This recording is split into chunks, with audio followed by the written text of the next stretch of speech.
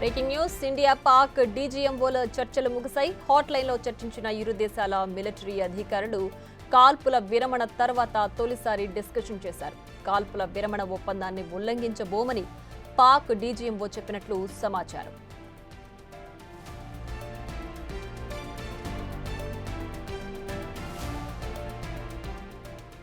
India Pak డీజీఎంఓల చర్చలు ముగిశాయి. Hot line లో ఇరు దేశాల మిలిటరీ అధికారులు చర్చించారు. కాల్పుల విరమణ తర్వాత తొలిసారి డిస్కషన్ చేశారు. కాల్పుల విరమణ ఒప్పందాన్ని ఉల్లంఘించబోమని పాక్ డీజీఎంఓ చెప్పినట్లు సమాచారం.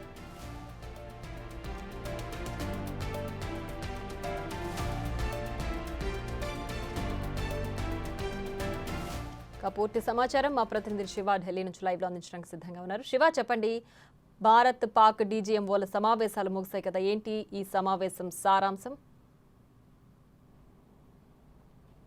రైట్ ప్రియా, ఏదైతే రెండు దేశాల మధ్య నెలకొన్న వివాదానికి సంబంధించి కానీ కాల్పుల విరమణ ఒప్పందానికి సంబంధించి ఇటు రెండు దేశాలకు సంబంధించిన మిలిటరీ ఆపరేషన్స్ సంబంధించిన డైరెక్టర్ జనరల్స్ స్థాయిలో సమావేశం జరిగింది. దీనికి సంబంధించి కొద్దిసేపటి క్రితం ఈ సమావేశం ముగిసినట్టుగా తెలుస్తుంది. ఇక కాల్పుల విరమణ ఒప్పందానికి సంబంధించి ఇక మీదట కాల్పుల విరమణ ఒప్పందాన్ని ఉల్లంఘించమని కూడా భారత్ డీజీఎంఓకి పాకిస్తాన్ డీజీఎంఓ చెప్పినట్లుగా కూడా సమాచారం అయితే అందుతోంది. ఈ సమావేశం ఎంతసేపు జరిగింది, ఇంకా ఏ అంశాలపై దీనిలో చర్చించారనేది కూడా అధికారికంగా తెలియాల్సింది. మరోవైపు ఈరోజు రాత్రి 8 గంటలకు ప్రధాని నరేంద్ర మోడీ మీడియా సమావేశం ఏర్పాటు చేశారు. మొత్తం గత కొన్ని రోజులుగా జరుగుతున్న పరిణామాలు, పాకిస్తాన్కు భారత్కు మధ్య నెలకొన్న పరిస్థితులకు సంబంధించి, యుద్ధ వాతావరణానికి సంబంధించి ప్రధాని నరేంద్ర మోడీ కూడా దీనిపై చర్చించబోతున్నారు. మొత్తం మీడియాకు దీనికి సంబంధించి మొత్తం మాట్లాడబోతున్నారు. అయితే ఏదైతే పెహల్గామ్ దాడి ఘటన జరిగిన తర్వాత జరిగిన పరిణామాలు కానీ, ఇటు పాకిస్తాన్ భారత్ మధ్య నెలకొన్న యుద్ధ వాతావరణం, వీటన్నిటిపై కూడా ప్రజెంట్ మనతో మాట్లాడేందుకు రక్షణ రంగ నిపుణులు దినకర్ గారు ఉన్నారు. వారిని అడిగి అసలు ఇప్పటివరకు ఏం జరిగింది, భారత్ ఎంతవరకు దాడి చేసింది, సఫలీకృతం అయిందా లేదా, మరోవైపు పాకిస్తాన్ కూడా మేము కూడా దాడి చేసాము, పాకిస్తాన్ ఇటు భారత్లోని కొన్ని ప్లేసెస్ నేలమట్టమయ్యాయని కూడా వారు చెప్పుకుంటున్నారు. అసలు ఏం జరిగింది ఏంటి అనేది కూడా రక్షణ రంగ నిపుణులు దినకర్ గారు ఉన్నారు. వారిని అడిగి మరింత సమాచారం తెలుసుకుందాం. సార్ చెప్పండి, పెహల్గామ్లో ఉగ్రవాదుల కాల్పుల కాడ నుంచి ఇప్పటి వరకు చూసుకుంటే కనుక పాకిస్తాన్ డ్రోన్ల ద్వారా మిసైల్ ద్వారా దాడి చేసి పైచేయి సాధించామని చెప్పుకుంటుంది. అది ఎంతవరకు కరెక్ట్ అంటారు? అది నిజం కాదండి. ఎందుకు అంటే అది వాళ్ళు చెప్తారు, ఎందుకంటే వాళ్ళ జనాలకి వాళ్ళు చెప్పుకోవాలి. అంటే పాకిస్తాన్లో ఆర్మీ సుప్రీం, ఆర్మీ ప్రజాస్వామ్య దేశం కాదు, ఆర్మీ ఇది అక్కడ పై చేయి. కానీ వాళ్ళు వాళ్ళ పవర్ నిలబెట్టుకోవాలి అంటే వాళ్ళు ఇది చేస్తున్నారు. వాళ్ళకి ఇండియా భారతదేశాన్ని వాళ్ళు ఇదని చూపించేస్తా, కానీ వాళ్ళ మనుగడ ఉండదు. అందుకని వాళ్ళకి చెప్పాలి, వాళ్ళు చేసామని చెప్పాలి. ఎందుకంటే అక్కడ వాళ్ళ పట్టు తగ్గిపోతుంది. కానీ మనం ఈ 4 రోజులు వెనక్కి వెళ్ళి కానీ చూస్తే 7వ తారీఖు 6వ తారీఖు రాత్రి అటాక్ జరిగింది, ఆపరేషన్ సింధూర్. ఆ తర్వాత 7వ తారీఖు పొద్దున్న నుంచి ఫైరింగ్ బాగా జరిగింది. డ్రోన్స్ వచ్చాయి. 7 రాత్రి, 8 రాత్రి, 9 రాత్రి, 10వ తారీఖు పొద్దున్న. ఈ 4 రోజుల్లో జరిగింది చూస్తే ప్రతిరోజు ముందు మనం యాక్చువల్లీ ఫస్ట్ రోజు తీసుకోండి, మనం 9 ఉగ్రవాద బేస్లపై దాడి చేసాం. అది చాలా జాగ్రత్తగా ఎంచుకుని వాళ్ళ హెడ్ క్వార్టర్స్ని కొట్టాం మనం, ఒక రకంగా చెప్పాలంటే. వాళ్ళ ప్లేస్లోకి వెళ్ళి కొట్టింది అది. కానీ అది మనం పాకిస్తాన్కి కమ్యూనికేట్ కూడా చేసాం, చెప్పడం జరిగింది. కానీ అప్పుడు వాళ్ళతో మనం మాతో మాట్లాడలేదు.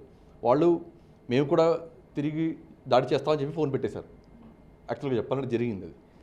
ఆ తర్వాత వాళ్ళు చూసాం మనం, వాళ్ళు ఏం చేశారు, డ్రోన్స్ 8వ తారీఖు అయితే ఒక 500 డ్రోన్స్ వచ్చాయి మన సరిహద్దు మొత్తం, అటు కాశ్మీర్ నుంచి ఇటు కింద గుజరాత్ దాకా మొత్తం.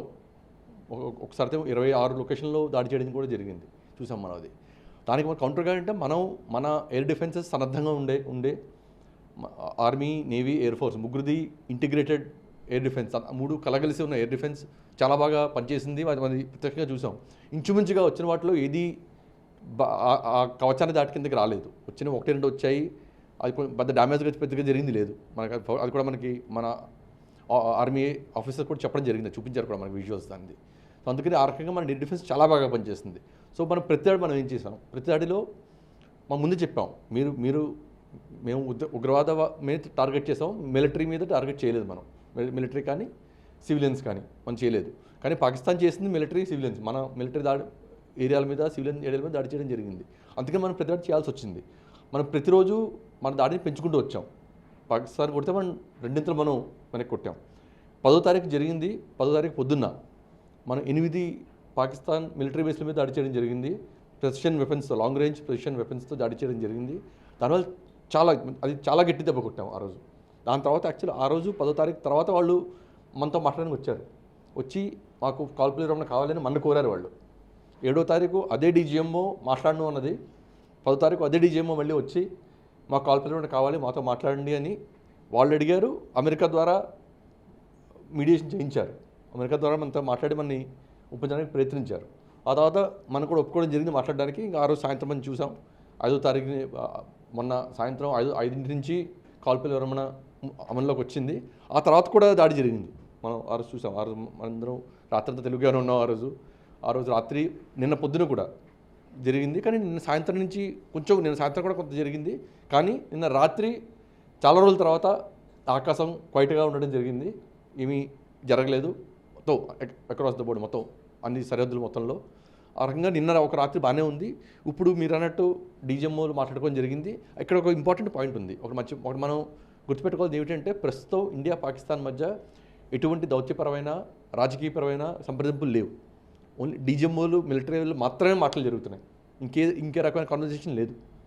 అదొకటే ఛానల్ ఇప్పుడు ప్రస్తుతం ఉన్నది మనకి గత 15 రోజులుగా. అందుకని ఈరోజు మాట్లాడుకునేది సిగ్నిఫికెన్స్ అదే. ఎందుకంటే దాని ద్వారా పాకిస్తాన్ వాళ్ళ డిమాండ్లు కొంచెం పెట్టి సీజ్ ఫైర్ మెయింటైన్ చేస్తూ చేయడానికి ప్రయత్నిస్తారు. ఎందుకంటే వాళ్ళకి ఇంకో ఫర్ ఎగ్జాంపుల్ సింధు అగ్రిమెంట్ ఉంది. దాన్ని కూడా కొంచెం ఏమైనా అటు ఇటు చేయడానికి కొంచెం ఏమైనా వెసులుబాటు దొరుకుతుందేమో అని ప్రయత్నించడం జరుగుతుంది. అది చూడాలి. అది ఇప్పుడు మాటలు అయిపోయాయి డీజీఎంఓల్ది. ఇనిషియల్ మనకు తెలిసిన 1-2 కొంచెం తెలిసిన దాన్ని బట్టి ఏమిటి అంటే, సీజ్ ఫైర్ మనం చెప్పేది అంటే సీజ్ ఫైర్ ఖచ్చితంగా ఫైరింగ్ జరగకూడదు, డ్రోన్స్ రాకూడదు. అది మనం గట్టిగా చెప్పినట్టు మనకి తెలుస్తుంది. డీటెయిల్స్ మనకు కలిసి కొంచెంసేపట్లో ఆర్మీ వాళ్ళు ఏదో చెప్పాలి. సో ఈ 2 పాయింట్లు మనం స్ట్రెస్ చేసాం ప్రస్తుతానికి ఇమీడియట్గా. కాకపోతే ఇది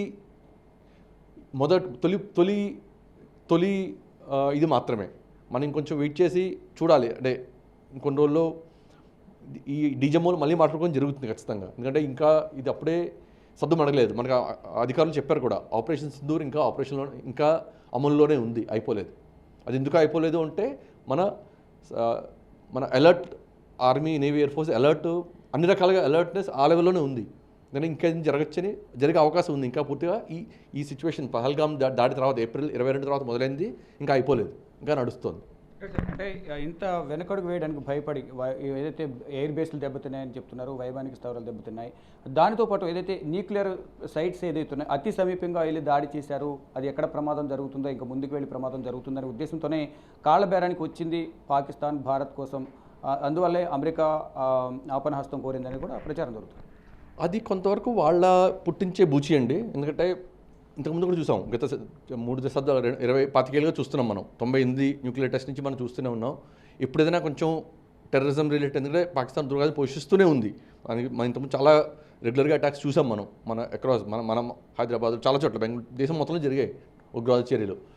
వాటి ఎప్పుడు జరిగినా కొంచెం ఇండియా ఏదైనా యాక్షన్ తీసుకునేటట్టు అనిపించేసరికి ఇప్పుడల్లా వాళ్ళ అణువాయుధాలు ఉన్నాయని చూపిస్తారు.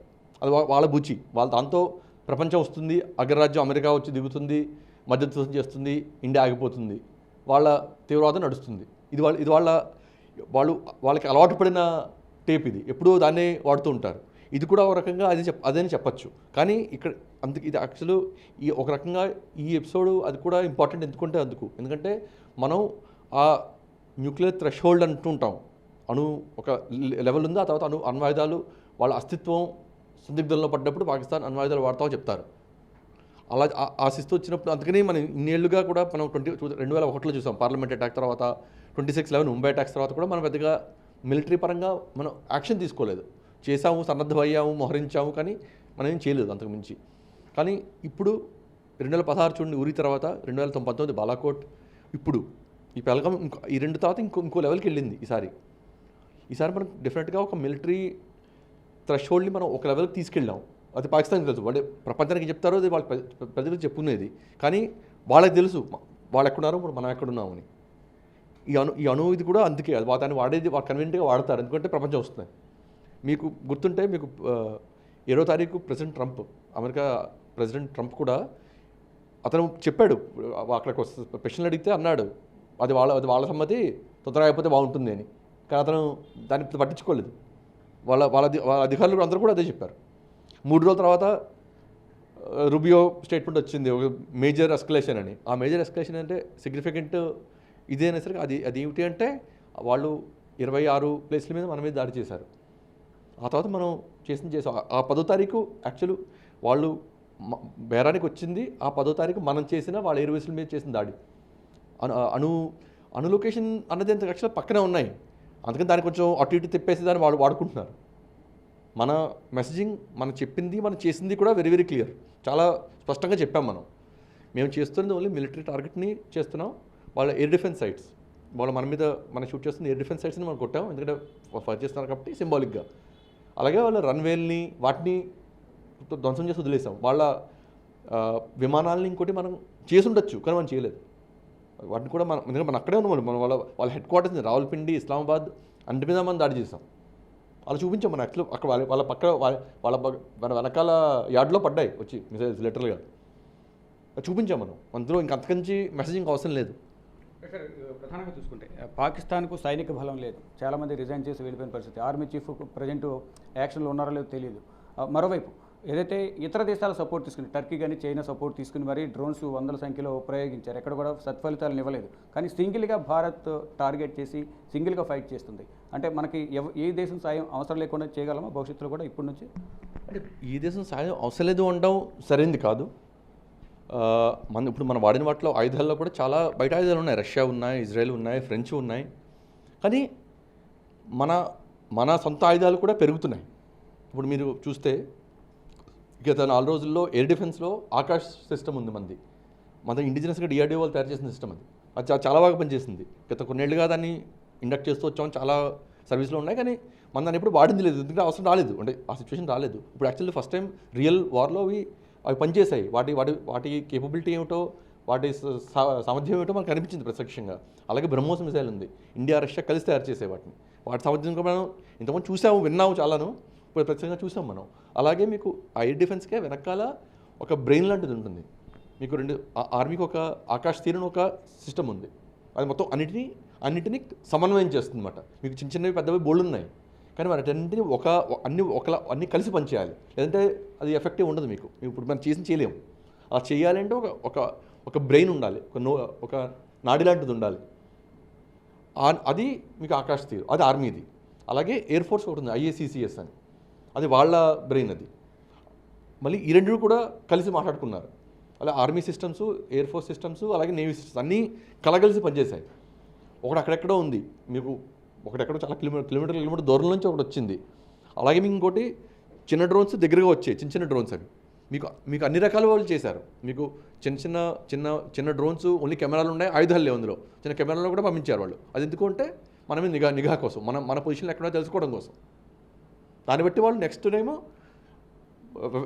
ఆయుధాలను పంపిస్తారు. వాటిని ఇచ్చేయడం కోసం. డైవర్షనే కాదు, నిఘా. అది మీకు 100 వచ్చాయి, చూసే వెళ్ళిపోయాయి. వాటి కెమెరాలు ఉన్నాయి. సో మనం ఫైరింగ్ చేస్తాం. ఫైరింగ్తో వాళ్ళు తెలుస్తాం మనం ఎక్కడున్నాయో. వాళ్ళు మార్చేసుకుంటారు. వాళ్ళు గుర్తుపెట్టుకుని నెక్స్ట్ టైం వచ్చినప్పుడు వాటి మీద ధ్వంసం చేయడానికి ప్రయత్నిస్తారు. అదొక స్ట్రాటజీ. అదొక టాక్టిక్. వాళ్ళు అది కూడా ట్రై చేశారు. కొన్ని వందల్లో అవి కూడా వచ్చాయి. ఆ తర్వాత ఆయుధాలను వచ్చాయి. టర్కీ డ్రోన్స్ అని చెప్పారు మనకి బ్రీఫింగ్లో. వాటిలో కింద ఆయుధాలు ఉన్నాయి, గన్స్ ఉన్నాయి, చిన్న బాంబు ఉంది. అవి కూడా పంపించారు. తర్వాత పెద్దవి వచ్చాయి, లాయిటరింగ్ మ్యూనిషన్స్ అంటాం వాటిని. పెద్దవి అంటే చిన్న అన్మాన్డ్ విమానంలా ఉంటుంది, మానవరహిత విమానంలా ఉంటుంది. కానీ అందులో బాంబు ఉంటుంది. అదే బాంబు అది తిరుగుతుంది, వచ్చి గుద్దేస్తుంది మీకు కావాల్సిన చోట, వెళ్ళిపోతుంది. అది అలాంటివి కూడా పంపించారు వాళ్ళు. వాటిని కూడా కూల్చేయడం జరిగింది. అలాగే తర్వాత మిజైల్స్ పంపించారు వాళ్ళ one of the top most missile, అంటే అణ్వాయుధాలు కాదు, నార్మల్ మిజైల్లో ఒకటి పంపించారు. దానికి కూడా మనం కూల్చేయడం జరిగింది. దానికి మన పెద్ద సిస్టమ్స్ ఉన్నాయి, రష్యన్ సిస్టమ్స్ అలాంటివి. అలాగే డిఫరెంట్ మీకు ఎయిర్ డిఫెన్స్లో లేయర్స్ ఉంటాయి, డిఫరెంట్ పొరలు ఉంటాయి. ఒక దాంట్లో పనిచేయదు, చిన్నవి ఉన్నాయి, పెద్దవి ఉన్నాయి. ఇలా వీటన్నిటి కలిపి ఆ వెనకాల నాడి ఇండియన్దే. అవి ఆర్మీ నేవీదా చెప్పాను కదా ఇప్పుడు చెప్పింది. ఆకాశ్ తీర్ కానీ, IACCS కానీ, అవి ఇండియన్ సిస్టమ్స్. మనం తయారు చేసుకుని మనం ఇంటిగ్రేట్ చేసుకునే సిస్టమ్స్ అవి. సో అలాగా చేంజ్ ఉంది. డ్రోన్స్లో కూడా కొన్ని బయటవి ఉన్నాయి, ఇజ్రాయెల్ ఉన్నాయి, కానీ మనవి కూడా ఉన్నాయి. ఆ లాటరింగ్ మిషన్స్లో కొన్ని పోలాండ్ ఉన్నాయి, కానీ కొన్ని మన ఇండియన్ కంపెనీస్ కూడా ఉన్నాయి. సో అది మారింది. మీకు పూర్తిగా మనం స్వదేశీ అంటే అది ఎప్పుడు అవ్వదు. ఎందుకంటే అందుకే మీకు అన్నీ మీకు మన తయారు చేసుకోవడానికి అవ్వదు. కొన్ని ఉంటాయి కమర్షియల్గా దొరికే బయట ఇది ఉంది, లేయర్ ఒక పార్ట్ ఉంది, వింగ్ ఉంది, ఇంకోటి ఉంది, అలాంటివి మీకు బయట దొరుకుతుంది. చీప్ మీకు దొరకడం పట్టుకొచ్చి పెట్టుకుంటారు. మీరు మన క్రిటికల్ టెక్నాలజీ మనం డెవలప్ చేసుకోవాలి. అది మన ఎయిర్ డిఫెన్స్లో అది చేస్తున్నాం మనం. యాక్చువల్ అది నడుస్తుంది, ఆ ప్రాసెస్ నడుస్తుంది. అది మనం ఇప్పటికి ఉన్నదా అంటే ఈ గత 15 ఏళ్ళుగా 20 ఏళ్ళుగా జరిగిన ప్రోగ్రెస్ మనకి అది అది ఏ రకంగా సమన్వయం మనకి రిజల్ట్ పనిచేస్తుందో మనం చూసాం. ఇప్పుడు నెక్స్ట్ టైం ఇంకోసారి ఇది మనకి ఈ లెవెల్లో 2019లో లేదు. అంటే కొన్ని రకంగా కొన్ని సిస్టమ్స్ అప్పుడు లేవు. 2019లో ఇప్పుడున్న వాటిలో కొన్ని సిస్టమ్స్ లేకపోయిండే. అవి గత 4 ఏళ్ళు ఇండక్ట్ చేసుకున్నాం మనం. ఏదైతే పెహల్గాం దాడి దాదాపు ఏప్రిల్ 22 జరిగింది. ఇప్పుడు 12వ తేదీ, దాదాపు 20 రోజులు దాటుగా వస్తుంది. ఒక దర్యాప్తు జరుగుతుంది కానీ ఇప్పటివరకు ఉగ్రవాదులను గుర్తించలేకపోయాం. ఎందువల్ల అంటారు? ఎందుకే లేట్ అవుతుంది? ఏంటంటే మీకు ఎందుకంటే చేసి వెళ్ళిన వాళ్ళు 4-6 వాళ్ళు ఎక్కడో అడవుల్లో వాళ్ళు ముందే వచ్చారు. చాలా రోజులుగా, చాలా వారాల ముందో, నెల ముందో, 2 నెలల ముందో వచ్చారు. భారత్లోకి చొరబడ్డారు. మీకు ఏరియా కూడా అక్కడ వచ్చిన ఏరియా కూడా అందులో అడవులు, మౌంటైన్లు, కొండలు, అడవులు, అక్కడక్కడ ఆ కొండల్లో దాక్కున్నారు. వచ్చి ఈ ఘాతకం చేశారు. వచ్చి వెళ్ళిపోయారు కూడా. మనం రియాక్ట్ ఎందుకంటే అది టూరిస్ట్ ఏరియా, అక్కడ కొంచెం ఫోర్సెస్ దూరంగా ఉండే ఆ టైంలో వాళ్ళు వెళ్ళిపోయారు. ఒకరిద్దరిన మనం ఐడెంటిఫై చేసాం లోకల్ వాళ్ళని, కానీ మిగిలిన వాళ్ళు ఇంకా ఒకరిద్దరు తప్పించుకున్నారు. కానీ ఇక్కడ అది ఇంకా నడుస్తుంది. ఆ ప్రాసెస్, ఆ ఇన్వెస్టిగేషన్ నడుస్తుంది. అది ఒక అంశం. దానికి సమానంగా ఇంకోటి ఏమిటి అంటే, ఇప్పుడు మనం చేసిన దాడిలో 9 చోట్ల మనం చేసిన దాడి 6వ తారీఖు 7వ తారీఖు రాత్రి, అందులో వీళ్ళకి యాక్చువల్ వీళ్ళ మెయిన్ వీళ్ళ రకాల సూత్రధారులు మనం కొట్టాం వెళ్ళి. అది కూడా జరిగింది. అది యాక్చువల్లీ ఇంపార్టెంట్. ఎందుకంటే ఈ పని మనం ఎప్పుడు చేయలేదు. మనం ఇది ఒక 2019లో బాలాకోట్ అప్పుడు ఒకసారి చేసాము. అది జైష్ హెడ్ క్వార్టర్స్ మీద వెళ్ళి కొట్టడం జరిగింది. అలాగే 2016లో వెళ్ళి మనం లాంచ్ ప్యాడ్స్ని కొట్టాం. 2016లో అది ఎక్కడ, అది ఊరి లాంచ్ ప్యాడ్స్ అంటే మన సరిహద్దు దగ్గరలో, లైన్ ఆఫ్ కంట్రోల్ దగ్గరలో, అటువైపు ఉన్న పాకిస్తాన్ ఆర్మీ పోస్టుల దగ్గర తీవ్రవాదులు వస్తారు. అంటే ఇండియాలోకి చొరబడ్డే ముందు వాళ్ళు అక్కడ వచ్చి 2 రోజులు ఉండి వాళ్ళకి కొంచెం బేసిక్ ట్రైనింగ్ అది ఇచ్చి ఆర్మీ వాళ్ళు అక్కడి నుంచి పంపిస్తారు. ఆ లాంచ్ ప్యాడ్స్ని మనం కొట్టడం జరిగింది 16లో. 19లో మనం ట్రైనింగ్ క్యాంప్ మీద ఒకదాని మీద కొట్టాం. కానీ ఈసారి 9 క్యాంపుల ముందు 21 ఐడెంటిఫై చేశారు వాళ్ళు, ఇంటెలిజెన్స్ వాళ్ళు కూర్చుని, ఇంటెలిజెన్స్ ఆర్మీ వాళ్ళు ఇంటెలిజెన్స్ ఇన్పుట్స్ ప్రకారం 21 ఐడెంటిఫై చేయడం జరిగింది క్యాంపులు మొత్తం పాకిస్తాన్ మొత్తం మీద. అందులో 9 ఎంచుకున్నారు. ఆ 9 ఎందుకు ఎంచుకున్నారు అంటే, మెయిన్ ఆర్గనైజేషన్ ఏమున్నాయి పాకిస్తాన్వి ఇక్కడ మన దగ్గర తీవ్రవాదులు, లష్కర్ తోయిబా, జైష్ మొహమ్మద్, హర్కతుల్ ముజాహిద్దీన్. ఈ 3 చాలా కాలంగా, అప్పుడు మనకి మీరు వెళ్ళండి, ఇప్పుడు కాదు, ఫ్లైట్ హైజాకింగ్ నుంచి 26/11 నుంచి చిన్న చిన్న మిలిటరీ టార్గెట్స్, పఠాన్కోట్, ఊరి, మీరు గత 15-20 ఏళ్ళుగా పెద్ద పెద్ద జరిగిన తీవ్రవాద చర్యలో ఈ ముగ్గురు ఉన్నారు. వీళ్ళు ఎవరో ఒకరు ఉన్నారు. ఈ ఆర్గనైజేషన్ వాళ్ళే ఉన్నారు. వాళ్ళకి ఏదో టీఆర్ఎఫ్ అని వచ్చింది ఒకటి, అది ఎల్ఈటీది పేరు మార్చుకున్నారు. ఎందుకంటే శాంక్షన్లు వస్తున్నాయి ఎల్ఈటీ మీద. కానీ అసలు వాళ్ళే పేరు మాత్రమే మారింది.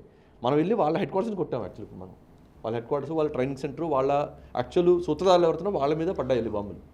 ఎందుకంటే అది ఎందుకు ఇంపార్టెంట్ అంటే, ఇంతకుముందు పాకిస్తాన్ పంజాబ్ హార్ట్లాండ్లో ఉంది. అంటే పంజాబ్ పాకిస్తాన్కి వాళ్ళ మెయిన్, వాళ్ళ ఎలీట్స్ అందరూ వచ్చే ఏరియా అది. అంటే అక్కడి నుంచి వాళ్ళ ఆరిజిన్ అక్కడే. అక్కడికి వెళ్తాం మనం ఎప్పుడు ఎక్స్పెక్ట్ చేయలేదు, వాళ్ళు ఊహించలేదు. మనం ఇండియా మిలిటరీ పరంగా అక్కడికి వస్తుందని. ఇప్పుడు వెళ్ళి అక్కడ కొట్టాం మనం వెళ్ళి. సో ఆ రకంగా అంటే అక్కడ కూడా వాళ్ళు సేఫ్ కాదని ఒక మెసేజ్ మనం పంపించడం జరిగింది. ఖచ్చితంగా పాకిస్తాన్లో ఏ మూలా మనం వెళ్ళంది లేదు. మీరు కొన్ని చూస్తే కొన్ని 100 కిలోమీటర్ల దూరంలో ఉంది కొన్ని టార్గెట్స్. మీరు మ్యాప్ మనకు చూపించారు. అందులో మీరు చూస్తే కొన్ని టార్గెట్స్ మనం కొట్టిన మిలిటరీ టార్గెట్స్ కూడా 100 కిలోమీటర్ల లోపల ఉన్నాయి. అక్కడ కూడా మనం మన సరిహద్దు దాటలేదు. ఇంకో పాయింట్ ఏంటంటే సరిహద్దు దాటలేదు. మనం వాడిన ఆయుధాలన్నీ లాంగ్ రేంజ్ ఆయుధాలు సరిహద్దు నుంచి మనం వేసి వచ్చేసాం వెనక్కి. ఎయిర్ ఫోర్స్ కావచ్చు, మిజైల్ కావచ్చు, అది కూడా. మొత్తంగా చూసుకుంటే ఏదైతే ఇప్పటి వరకు జరిగిన యుద్ధంలో భారత్ పైచేయి సాధించింది, లోపలికి వెళ్ళి మరి వారిపై మనం దాడి చేసామంటూ కూడా రక్షణ రంగ నిపుణులు చెప్తున్నారు. ఇక కొద్దిసేపటి క్రితమే 2 దేశాలకు సంబంధించిన డీజీఎంఓల స్థాయిలో సమావేశం ముగిసింది. ఈ సమావేశంలో పలు కీలక అంశాలు చర్చకు వచ్చాయనేది కూడా తెలుస్తుంది. దానికి సంబంధించి అధికారికంగా బ్రీఫింగ్ అనేది కూడా ఇచ్చే అవకాశం కనిపిస్తుంది. ఇక రాత్రి 8 గంటలకు ప్రధాని నరేంద్ర మోడీ ఒక ప్రత్యేక మీడియా సమావేశం ఏర్పాటు చేశారు. దీంట్లో ఇప్పుడు తాజా పరిణామాలపై కూడా ప్రధాని నరేంద్ర మోడీ మొత్తం కీలకంగా వివరించబోతున్నారు. ఇక పెహల్గాంలో ఉగ్రవాదుల దాడి కానీ, దాని తర్వాత ఆపరేషన్ సింధూర్, ఆ సింధూర్లో భాగంగా 21 లొకేషన్స్ను గుర్తించారు. దాంట్లో మెయిన్ స్థావరాలను 9 స్థావరాలను టార్గెట్ చేసి భూస్థాపితం చేశారు. ఫర్దర్గా ఇప్పుడు జరిగిన గత 4 రోజుల నుంచి ఏదైతే పాకిస్తాన్ భారత్ మధ్య యుద్ధం, డ్రోన్ల యుద్ధం కానీ మిసైల్స్ యుద్ధం కానీ ఏదైతే ఉందో దాడి ప్రతిదాడి గురించి, మరోవైపు ఈరోజు జరిగిన డీజీఎంఓల స్థాయిలో జరిగిన సమావేశం గురించి ప్రధానంగా మీడియాకు 8 గంటలకు ప్రధాని నరేంద్ర మోడీ వివరించబోతున్నారు. Priya. Right Shiva, thanks for the updates.